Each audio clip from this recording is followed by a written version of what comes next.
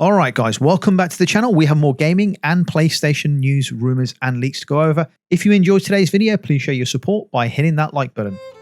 Now we all know Naughty Dog for cinematic blockbusters like the Uncharted series and the Last of Us games, but what happens when a studio known for its storytelling tries to push into multiplayer gaming? That's exactly the journey of Vinit Aggarwal. He was the director on The Last of Us Online, a project that was in development for many years before Sony scrapped it in late 2023. And that was a big deal because the game was meant to evolve the fan favourite factions mode from the first Last of Us game. It wasn't just going to be a side feature, it was planned as a standalone experience. Now when Sony pulled the plug, was that the end of this great idea? Well, not quite. Instead of letting it fade away, Vinit Aggarwal decided to take his vision somewhere else. He co-founded a brand new studio with Joe Petiniati, another creative director from Naughty Dog, and their first goal was to create what they're calling a cinematic multiplayer game. Think back to some of Naughty Dog's most memorable boss battles, the final fight in Uncharted 4, the intense Ellie vs Abby battle in The Last of Us Part 2. Vinit Aggarwal designed those encounters and many others. He's been at Naughty Dog for quite some time,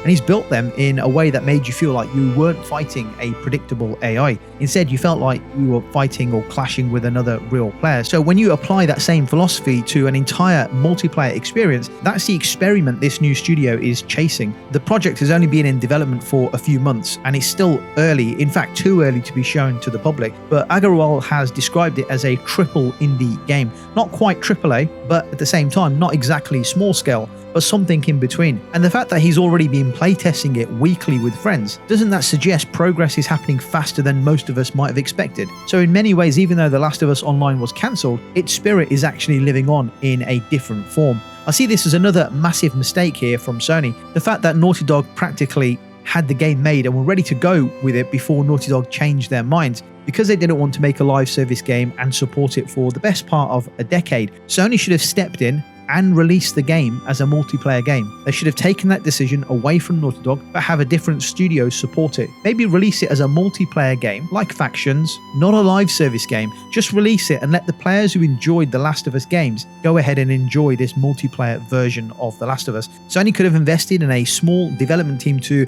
review the game over a period of time, leaving Naughty Dog to continue working on single-player games, which is what they want to do, and then have that small team add small updates and small features to the Last of Us multiplayer game. Maybe even have the project go live on other platforms and try and create a fan base for the multiplayer project with a small support studio, supporting with small scale microtransactions with some cosmetics, right? Sony could have gauged how popular it was or not, and how many people were engaged in that world, and then they could have decided what the next steps were, rather than completely allow Naughty Dog to shut it down altogether. I'm intrigued at what this new studio are going to do with this new online game with people who supported the online Last of Us project, especially as it's ex-Naughty Dog developers on the project. Anyway guys, let me know your thoughts and let's move on. If you follow PlayStation, you will probably remember Shawn Layden as one of the leading faces of the brand, especially during the PlayStation 4 era. These days though, he's been speaking more openly about the gaming industry, and recently he's made a comment that may annoy some Xbox gamers. He said watching Microsoft's Xbox strategy gives him the Dreamcast flashbacks. Why do you think Shawn Layden is bringing up the Dreamcast? Well, it's obvious, isn't it? Because it was Sega's final console before they left the hardware market entirely.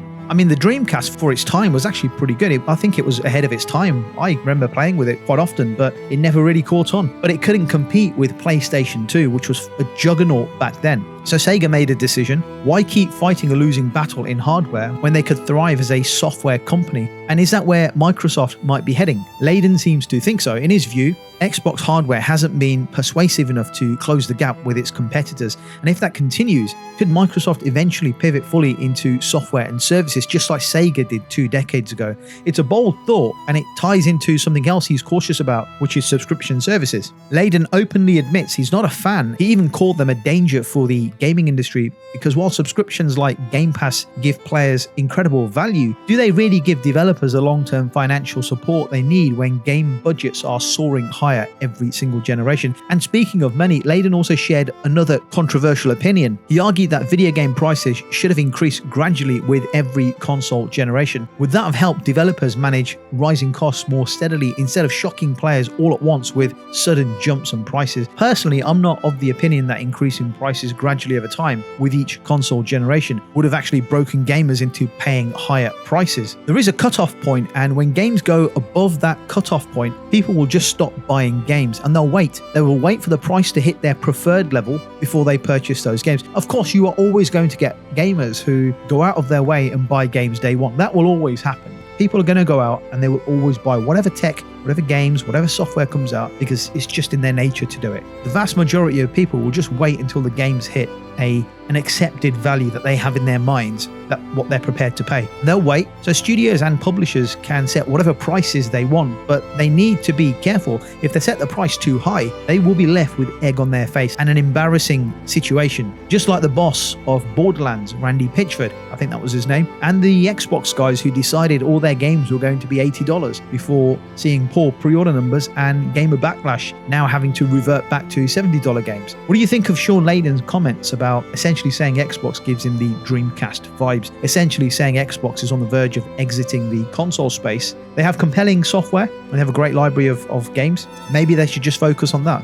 What do you think, guys? Let me know your thoughts in the comments and let's move on. Now, if you've been following PlayStation's live service push, you've probably heard the rumors. The internet was going nuts over the weekend with claims that Sony had cancelled Fairgames, a co-op heist shooter from Haven Studios. But is that really the case? The confusion started when well-known analyst Michael Pachter suggested the project was done. He linked the departure of Jade Raymond, the founder of Haven, to the cancellation of the game itself, but later he admitted he had no direct information and had simply assumed the case. So the question is, was this just a case of bad communication or just a reminder of how fast speculation spreads in the gaming world? Because here's the truth, Sony has not officially cancelled Fairgames. The studio, Haven, is still working on the game, and that doesn't mean the game is in perfect shape, far from it. Reports earlier in the year suggested that an early alpha test did not land well with players. Feedback was mixed at best, and some even called it very, very negative. And that might explain why Haven Studios has gone through leadership changes recently. But still, Sony has said it remains committed to supporting the team. So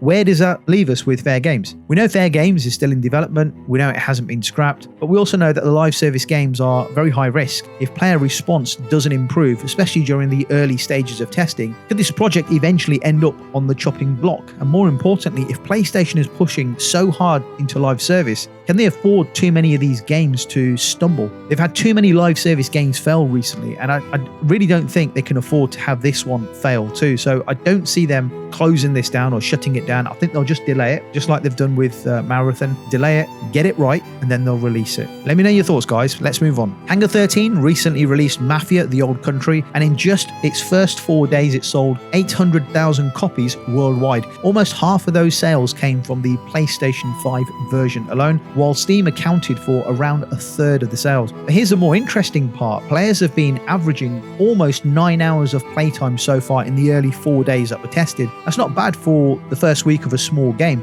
And while Steam reviews are sitting around 73% positive, the reception shows that fans are engaging with the game. Mafia: The Old Country takes us back to early 1900 Sicily. It's a setting we rarely see in games. You step into the shoes of Enzo Favara, a man shaped by a tough childhood of forced labor. He joins the Torrisi crime family, desperate to prove himself and climb the ranks. But in the brutal world of the Sicilian underworld, how far will he go to earn respect, and at what cost? The game drops you into rugged country-style villages, dark alleyways, and smoky backrooms where loyalty is tested. Weapons aren't futuristic or flashy, they're raw and grounded, such as the Lupara shotgun, the stiletto knives, and early motorcars that put you right in the era. It's gritty, it's violent, it's a snapshot of what the mob looked like before the American chapters we saw in the original Mafia games. So far, for me personally, I'm loving this game. It's exactly what I'm looking for in a single-player game. It's a slower paced game, it's brutal, it's realistic, and I like the raw, gritty setting in Sicily. If you're playing this game right now, let me know, guys, how you find the game, and let's move on. The Lords of the Fallen game from 2014 tried to ride the wave of the Souls-like genre, but never really hit the mark. Fast forward to 2023, and the reboot brought new life into the franchise. It was darker and it was more ambitious, and now the publisher CI Games is setting its sights even higher with Lords of the Fallen 2. In their own words, they're calling it The Empire Strikes Back. It's a bold comparison, and for younger audiences, they even compared it to The Dark Knight. Basically, they're saying, we don't just want a sequel, we want the sequel that surpasses everything before it. In a recent interview, CI Games said development is right on track for a 2026 release. The creative team described what they're building as bloodier, darker, and braver than the last game. They've even promised bigger stakes, more unique settings, and a stronger sense of identity. And unlike the reboot, this one is leaning towards more westernized storytelling. So what does that mean for players who enjoy this game? Could it be a more character-driven narrative? Or perhaps a structure that feels less abstract than typical Souls-like games? Well, we don't know all the details yet, but CI Games seems very confident. They're even planning to showcase it at Gamescom, where we may see the first revealed trailer and gameplay footage of Lords of the Fallen 2. Of course, there is one detail that might sting for some players. It will be published by Epic Games, which means no Steam release at launch. But will that matter if the game truly delivers on the promise of being their Empire Strikes Back? Let me know if you're a fan of Lords of the Fallen and whether you've played the 2023 game on console or PC. And let's move on. So it looks like EA might be planning something huge for Battlefield. According to industry leaks and reports, EA wants Battlefield to become an annual series just like Call of Duty. I mean, how would that even work? The idea is that 3 different studios would rotate development duties, each taking turns to release a game every year. That's the same system Activision has been using for Call of Duty for over a decade, and it's worked for them financially, I would say. Maybe not always in the end product, but financially, they've been making a killing. Call of Duty is always in the top 10 selling games every single year. But I suppose the question really is, could Battlefield actually pull that off? You think about it, Battlefield has always been about large-scale warfare. Huge maps, dozens of players, vehicle destruction, chaos everywhere. It's ambitious by design, and that ambition is exactly what made development difficult. Most Battlefield games launch with bugs or balancing issues, and it often takes months, sometimes even years, before they reach full potential. So if EA pushes for a yearly release, could that make the problem worse? Or would it finally create a steadier flow of content that keeps players engaged all year long? It's worth remembering Battlefield 2042 launched with one of the roughest receptions in franchise history. Many felt it lacked polish and vision. If EA wants players to stick around for yearly releases, they'll have to prove that they can deliver consistent quality, not just quantity. And with rumours pointing to Battlefield 6 releasing in October, all eyes will be on how EA handles this next step. Will it be the redemption arc fans are waiting for, or another setback? And having played the Battlefield 6 beta across both weekends, I have to say, the game does feel much more enjoyable than the last few Battlefield games that have come out. I mean, personally, I enjoyed Battlefield 5 and Battlefield 1. I know it's not everyone's cup of tea, but they were okay. But Battlefield 6, yeah, does feel like it's back to its best. So I'm looking forward to the full game. I'm definitely going to be pre-ordering Battlefield 6. Now, in terms of the yearly releases, I don't really think this is going to work for Battlefield. I mean, the Call of Duty games have dropped to such a low standard in comparison to where they used to be many, many years ago. If EA decided to release a new Battlefield game every year, the only way it will get away with doing it is by ensuring that the game has a really high finish and polish. The maps and single-player campaigns are good. They must not be the same cut and paste feel that many Call of Duty games have, and it must not have daft cosmetic skins which make it look more cartoony and more like a Fortnite game. They've got to stick to that raw, realistic, serious shooter approach rather than the cartoony Fortnite look. So it could happen, but I'm yet to be convinced, though I will keep an open mind. Guys, let me know your thoughts. Let's move on. Let's talk about Ubisoft, because The Division 2 is teasing something intriguing ahead of Gamescom 2025. Recently, Ubisoft and Massive Entertainment shared an image of Washington, D.C. covered in snow, no explanation given. Just a tease with a message which read, "Stay frosty, agents." And if you've been playing The Division ever since the beginning, that might ring a bell, because the snow setting immediately reminds players of the original game's survival mode. Back in 2016, survival transformed Manhattan into a freezing wasteland where players had to scavenge for resources, fight enemies, and just stay alive. It was intense, unpredictable, and quickly became a fan favourite, but it never returned to Division 2. So is Ubisoft finally bringing it back? The community certainly thinks so. With DC covered in snow in these teasers, it feels too deliberate to be anything else. And if that's true, then the Division 2 might be about to get another major shot of new life following the recent Battle for Brooklyn DLC. But that's not all Ubisoft has planned. The Division Resurgence, the upcoming free-to-play mobile game, will also have its own spotlight at Gamescom. That means 2 dedicated panels,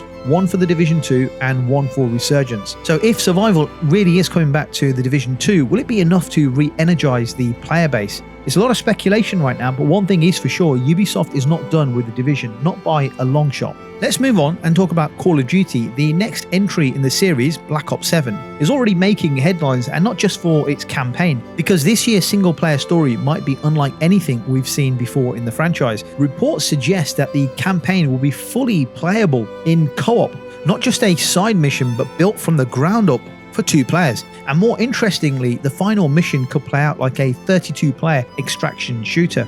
Think about that for a second. Instead of a traditional cinematic finale, imagine squads of players dropped into the same large map, competing to complete objectives and extract with their loot. It blurs the line between campaign and multiplayer in a way Call of Duty hasn't really attempted before. The bigger question is really, is this what fans actually want? On one hand, it could be exciting. A campaign that connects directly with progression systems, battle passes, and weapon unlocks means your time in story mode actually contributes to your multiplayer grind. But on the other hand, if you're like me, someone who prefers single-player campaigns for their narrative, their stories, the big over-the-top set pieces, could this be a step in the wrong direction for those that prefer a single-player experience? Either way, Black Ops 7 is expected to have a major presence at Gamescom opening night live. So we'll know soon whether this is a bold new direction or just a risky experiment. Let me know your thoughts on this and let's move on. It looks like Sony could be preparing to reveal something new for its Inzone accessory line. If the rumours are true, we might be seeing the Inzone H9 II headset officially announced at the event. Now, for those who might not know, the Inzone brand is still relatively new. Sony first launched it back in 2022, bringing out both gaming headsets and monitors aimed at PC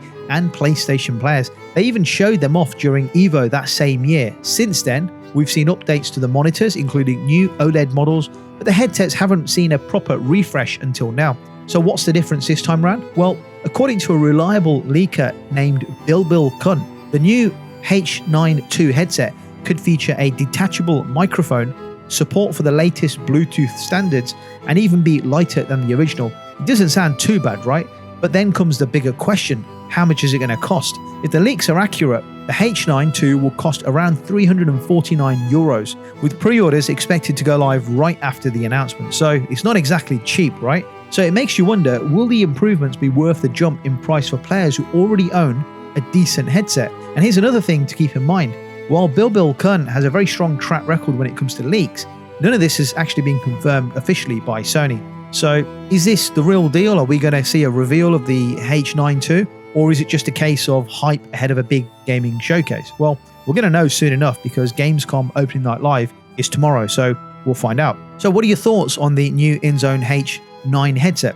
Do you think we're going to get a reveal this Tuesday at Gamescom? And what about the price? I mean, it seems pretty steep to me. If you already have a decent headset, is this going to tempt you? I mean, I love new tech, so I might be interested, but still, it's quite a lot of money for a new headset. Anyway, let me know your thoughts, and let's move on. If you've played Metal Gear Solid, then you already know the voice of David Hayter. For years, he was the voice behind Solid Snake, one of the most iconic characters in gaming. But things changed with Metal Gear Solid 5 when Konami replaced him with Kiefer Sutherland. At the time, Hayter didn't take it well. He even admitted he refused to play the game, saying it would be just too painful. I mean, can you actually blame him? Imagine building a character for years only to be replaced right at the height of the series. And fans also felt that sting too. But here's the interesting part. After almost a decade, David Hayter has finally played Metal Gear Solid 5 and his reaction, surprisingly positive. He admitted that he went into the game with hesitation. He didn't want to deal with the emotions that came with being left out. But eventually he asked himself, why hold on to those feelings? Why not just enjoy the game for what it is? And once he did, he found himself really impressed. He even went so far as to calling it his favourite gameplay experience in the entire series. Why? Because of the freedom that it gives players. The ability to approach the same mission in completely different ways made it feel fresh every single time. And what about Kiefer Sutherland, the man who replaced him? No hard feelings there either. Hayter said he met him at a bar in Dallas, they had drinks together, and honestly he came away calling him a great guy. It's kind of refreshing in an industry where grudges can last for decades. It's nice to see someone move past it. And for fans who have missed Hayter's voice, the wait is almost over. He'll be back as Snake in the upcoming Metal Gear Solid Delta Snake Eater, the remake of the classic third game, set to launch this August. So do you think Hayter's return will feel like a true homecoming for the series? Or has Snake's legacy already moved beyond one voice? Let me know your thoughts in the comments about the content discussed in today's video, and I'll catch you on the next video.